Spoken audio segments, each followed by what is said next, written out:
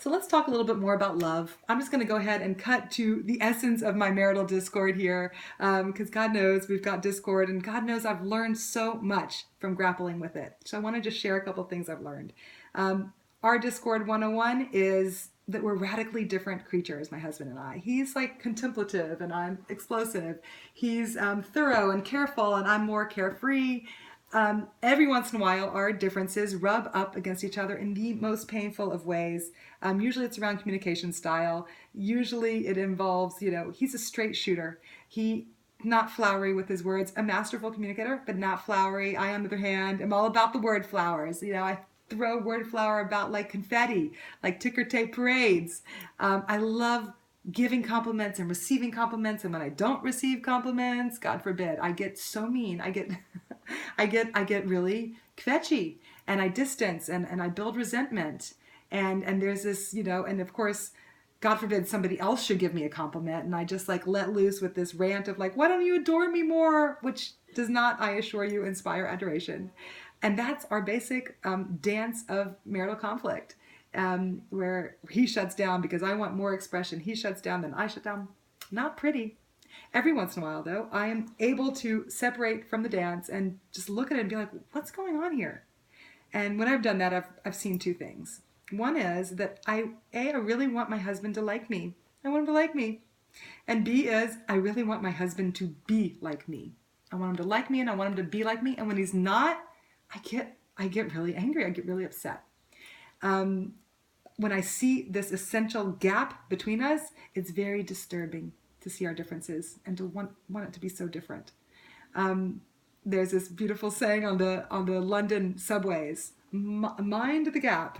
When it comes to Jewish wisdom's view of the ideal relationship, the sign would be "mind the gap." Mind the gap. There are gaps between us as partners, but the goal is not to avoid them. The goal is to mind them and use them and learn from them. So there's a beautiful teaching in Kabbalah and Jewish mysticism from Kabbalistic mastermind, the Arizal in the 16th century, lays out this beautiful model of gap-minded marriage. And he bases it off of the stories of the creation of man in the Torah and the Bible. There's actually, interestingly, two stories, true narratives of the creation of man. In one, man is created male and female. We read male and female as this kind of one merged entity. In the second story, just a couple of lines later, though, it says that man is male. He's then put to sleep and anesthetized for the surgical uncoupling, the surgery of bringing out from him female, Eve. So beautifully, the Arizal doesn't see these as two stories. He actually sees them as one story in sequence, because love is a process. So the sequence is that first we start out in a state of enmeshment and merged as one entity. And the goal is to move from that enmeshment into two separate entities. Well, that's interesting, because usually when we think of goals in love, we usually think that it's, we're separate and we want to move into being united. That's usually, the wisdom about relationship, but not so here. The goal with Jewish wisdom view is that we start out emerged, enmeshed, and the goal is to separate. Now, when I say enmeshed, that's kind of like psychological parlance for this place where I need my partner to be an extension of myself. Or I need to be an extension of them. I'm afraid of being on my own, and so I need for them to love me, support me, have my back, take care of me, adore me. All of these like needs of my partner being part of myself that props me up in some way. And the truth is that we have deep desire to be cared for. Right? It's in us all, but the goal is actually to notice when that's coming up in me. I really want my husband to compliment me so I can feel good about myself, right? To realize that that's actually not what relationship is about. The goal is to create an uncoupling, a surgical removal, a space, allowing the gap between us, allowing him to sometimes not like me and to sometimes not be like me and me not like him.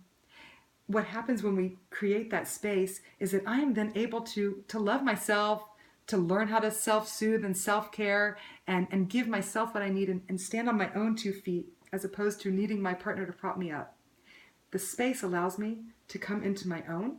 And then once I'm in my own, then I can turn around and see, oh my God, there's this person over there, a unique individual. How about that? With his own needs and likes and loves and characteristics. And then what beautifully happens when we allow that space and we claim our own standing is that we see our partner and a naturally occurring attraction emerges, and love actually emerges. Oh, I see this unique person over here. Tell me about you. I want to know about you. Let's see what happens when we bring our differences together. And that actually is the model for holiness in relationship, is when we allow each other to be different and we celebrate those differences. We're not afraid of them. We're not hurt by them. We're not held back by the differences. We can celebrate those differences.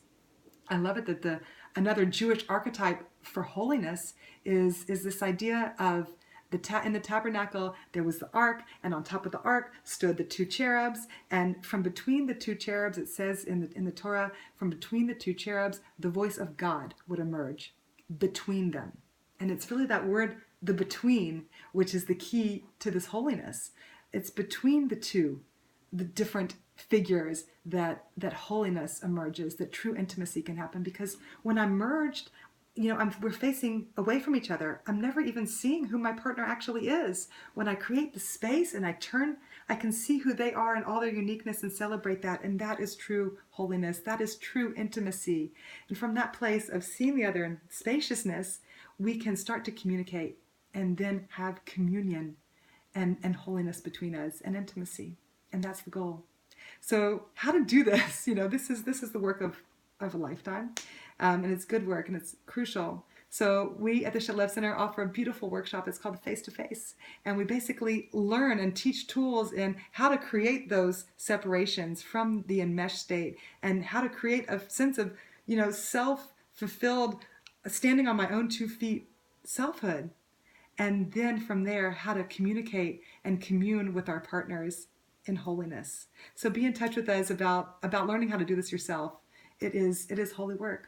It's important work, and it'll dissolve beautifully. It'll dissolve the conflicts in our relationship, so that we learn that even if my partner doesn't have to compliment me, because they are my complement. My husband is my opposite, my partner, my other, my balance. And from that balanced place is real, true holiness, love, connection, intimacy. Be in touch with us to learn how.